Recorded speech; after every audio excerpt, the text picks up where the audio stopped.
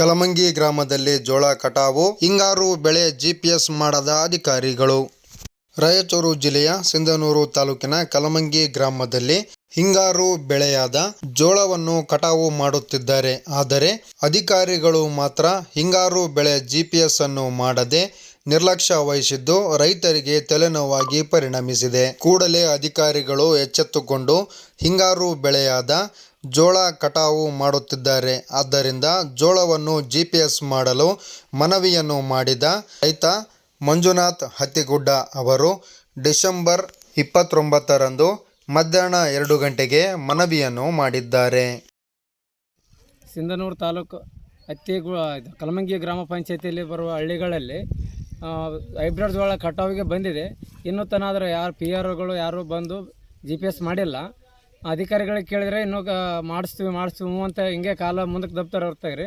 ಮುಂದೆ ಕಟಾವಾಗಿಂದ GPS ನಾವು ಖರೀದಿ ಕೇಂದ್ರಕ್ಕೆ ಹಾಕೋಕ್ಕೆ ನಮ್ಗೆ ಸಮಸ್ಯೆ ಆಗ್ತದೆ.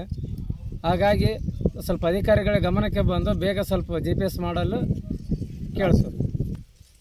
ಈಗಾಗಲೇ ಕಲಮಂಗಿ ಗ್ರಾಮದಲ್ಲಿ ಕಟಾವು ಪ್ರಾರಂಭವಾಗಿದೆ.